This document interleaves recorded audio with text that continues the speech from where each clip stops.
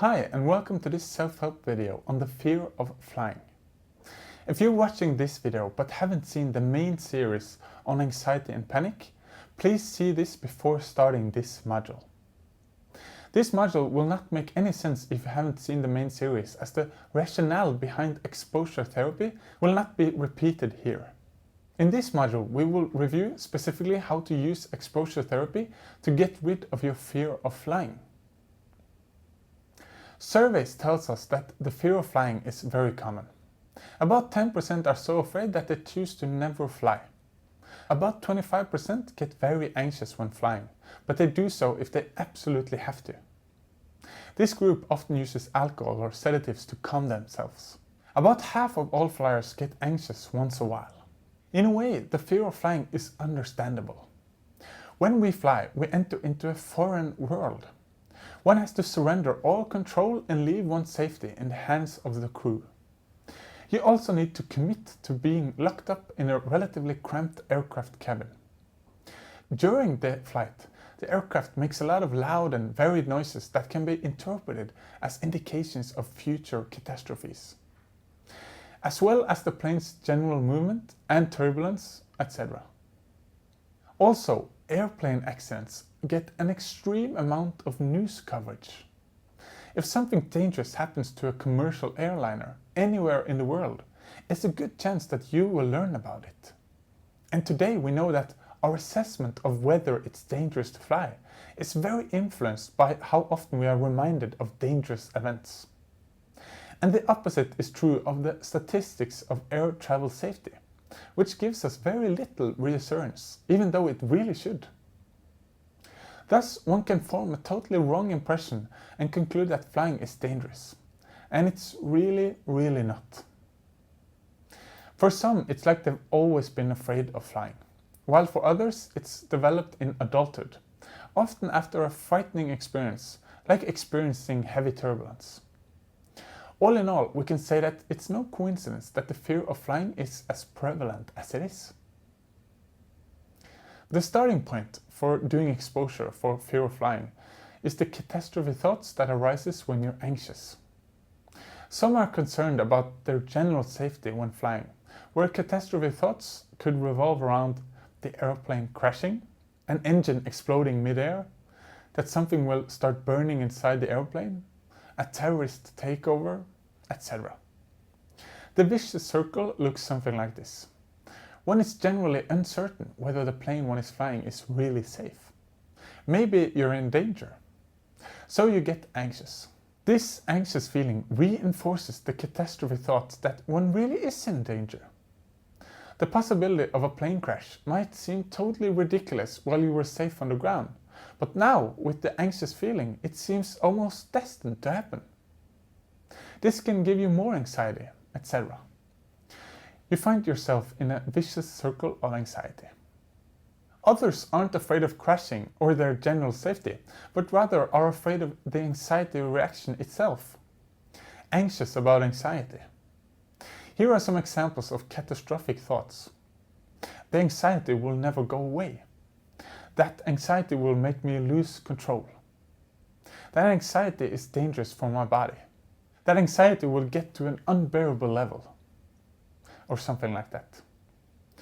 These catastrophe thoughts gives you more anxiety, which again reinforces the catastrophe thoughts. When you were safe on the ground, you were certain that anxiety was harmless, but now you might be convinced that it's really dangerous. And just like before, the anxiety can be maintained by flying very little or never, what we call avoidance, because you never get to reality check the catastrophe thoughts. Another reason you might not get this reality check is if you use safety behaviors to make sure that nothing goes wrong, to control the anxiety mentally, or to use positive thinking to keep the airplane flying.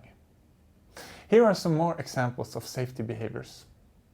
Reserving a seat where you think you will get the least amount of anxiety, or be the safest, or experience the least amount of turbulence. Use sedative medication or alcohol, or keep them available just in case. Using music, television, magazines, etc. to distract yourself from anxiety. Pull down the window shade. always fly with a safety person, mental techniques and self-talk, trying to avoid thinking about what could go wrong, breathing or relaxation techniques, just to mention a few. Let's take a closer look at each of our catastrophe thinking categories. Most people who are afraid of flying have heard this many times before, but we want to point out that flying is one of the safest activities you can think of. It's actually extraordinarily safe. Absolutely every part of the aircraft and every procedure are optimized and tested with an uncompromising focus on safety. All critical systems have at least one backup system. The plane can fly, land and take off with only one engine. The plane can also glide to the nearest airport without any engine power. It is designed to withstand weather and wind conditions that are far more extreme than you will ever encounter on a regular flight. The extreme focus on safety has led flying to become, undoubtedly, the safest means of transport available. And this is clearly reflected in the statistics. For example, flying is roughly 10 times safer than traveling with a train, and 19 times safer compared to traveling by car. There is roughly a 1 in 20 million chance of dying on a fatal airplane accident when flying between two Western countries. These odds are so tiny that our brain cannot really understand what it means. You're more likely to be killed by a lightning strike, or to drown while taking a bath, or dying in a bicycling accident. And remember that this statistic encompasses normal flight procedures, and that includes flying in all kinds of weather conditions. But what about terrorist attacks? Well, the probability of dying on an airplane due to a terrorist attack is around 1 in 25 million. Extremely unlikely. We can conclude that it's completely safe to fly.